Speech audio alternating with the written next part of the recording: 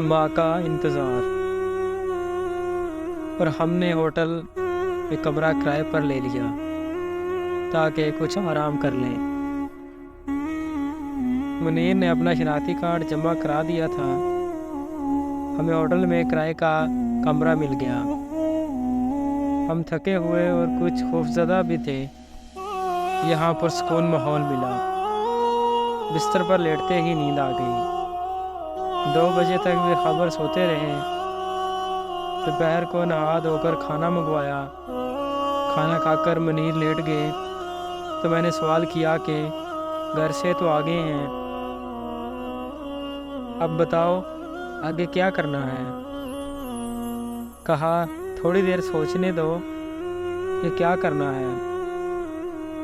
پہلے نکاح کا انتظام کیا جائے تاکہ ہمارا ساتھ جائز رہے۔ وہی تو سوچ رہا ہوں۔ یہاں لاہور ہائی کورٹ میں میرا ایک دوست وکالت کرتا ہے، اس کے پاس جاتا ہوں، اس سے بات کر کے پھر تم کو آ کر کورٹ لے جاؤں گا اور نکاح ہوگا۔ گواہوں کا انتظام بھی شاید وہی کر دے گا، لیکن اس سے پہلے ہمیں رہائش کا سوچنا ہے۔ نکاح کے بعد کہاں جائیں گے؟ عمر بھر تو اس ہوٹل میں نہیں رہ سکتے، زیادہ سے زیادہ 1 ہفتہ رہ سکیں گے۔ کوئی مکان کرائے پر تلاش کرنا ہوگا۔ ابھی 4th ایئر کے پرچے دینے ہیں۔ یہ سارے مسئلے حل ہو جائیں گے، لیکن والدین کو جب پتہ چلے گا کہ ہم نکل آئے ہیں، وہ ہم کو تلاش کریں گے، اس کا کیا ہوگا؟ اس سوال پر منیر نے متفکر ہو کر کہا، ہاں یہ زیادہ سنگین مسئلہ ہے،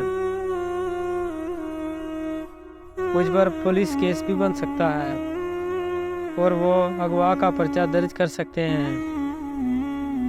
میں نے اپنے گھر والوں کو بھی نہیں بتایا ہے، یقیناً ان کو پولیس گرفتار کرے گی، مشکلات کا سامنا انہیں کرنا پڑے گا۔ یہ باتیں ہم ڈسکس کر رہے تھے اور پریشان ہو رہے تھے۔ گھر سے قدم نکالتے وقت تو ایسا کچھ سوچا نہیں تھا، اور اب یہ باتیں سوچ رہے تھے۔ اس وقت آنکھوں پر عشق کی پٹی بندھی ہوئی تھی۔ معاشرتی حقائق اور مشکلات ذہن میں ہی نہیں آئے تھے، اور یہ حقیقی افریت منہ پھاڑے سامنے کھڑے تھے۔ منیر نے کہا، میں آصف وکیل کے پاس جاتا ہوں اور کورٹ میرج کی بات کرتا ہوں، دیکھو وہ کیا ٹائم دیتا ہے، پھر تم کو لے جاؤں گا۔ تم ہوٹل کے کمرے کو اندر سے لاک کر لینا، جب تک میں نہ آؤں۔ دروازہ بجے بھی تو مت کھولنا۔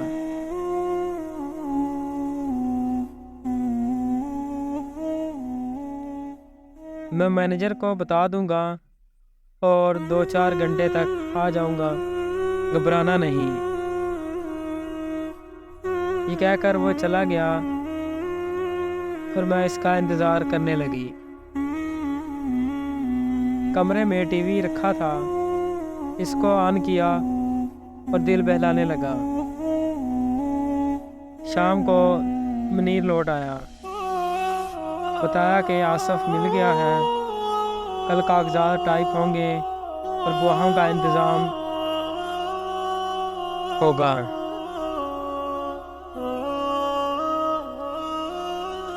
پھر تم کو لے جاؤں گا، کیونکہ کورٹ میں میرا بیان بھی قلم بند ہوگا۔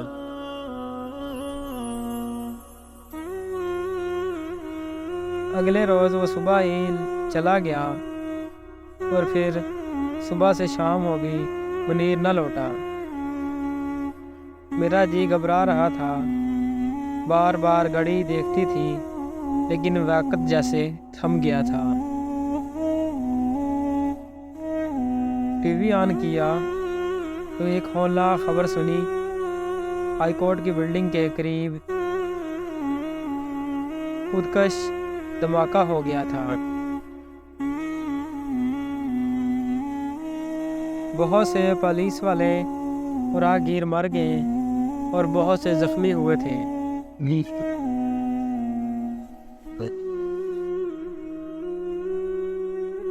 یہ خبر سنتے ہی کلیجہ تھام لیا، کیونکہ منیر بھی ادھر گیا ہوا تھا۔ شام سے رات ہو گئی، وہ نہیں آیا۔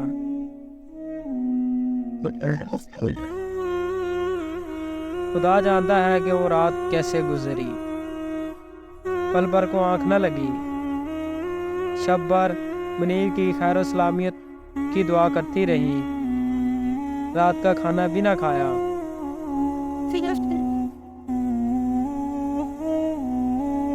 بیرے نے ایک بار دروازہ بجایا، مگر میں نے کھولا اور نہ جواب دیا تو وہ لوٹ گیا۔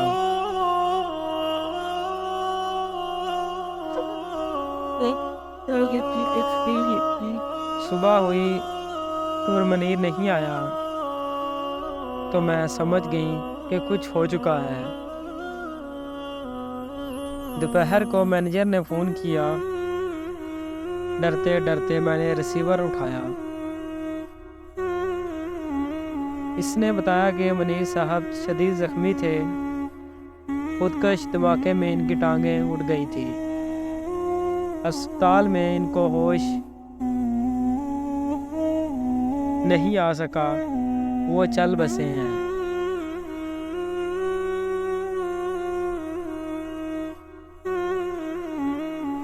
اور ان کی جیب سے ہمارے ہوٹل کا کارڈ ملا تو اسپتال والوں نے فون کیا ہے، آپ ان کے گھر والوں کا پتہ دیں۔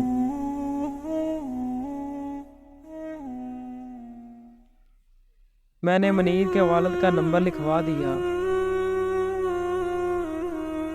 اور مینیجر سے کہا کہ ان کو میرا مت بتائے گا۔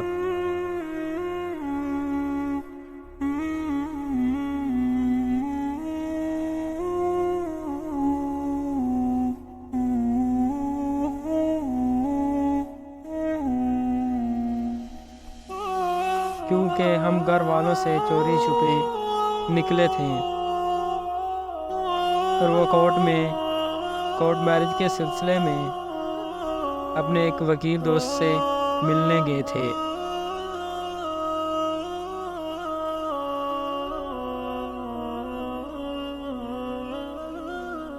بد نصیبی سے ثانیہ کی زد میں آ گئی،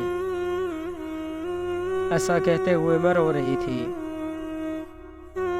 تب مینیجر نے کہا، گھبراؤ نہیں، مجھ کو اپنا بھائی سمجھو اور جہاں کہو میں پہنچانے کا انتظام کر دیتا ہوں۔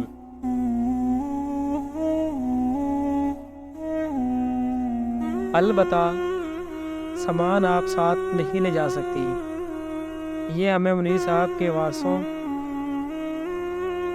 کے حوالے کرنا ہوگا۔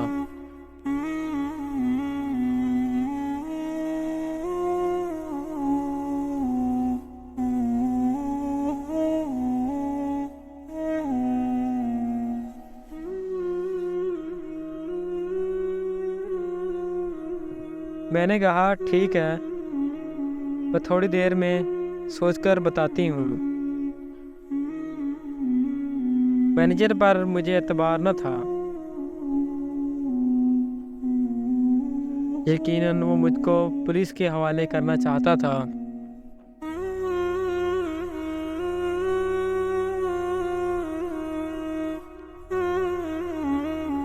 وہ محض مجھ کو تسلی دے رہا ہے۔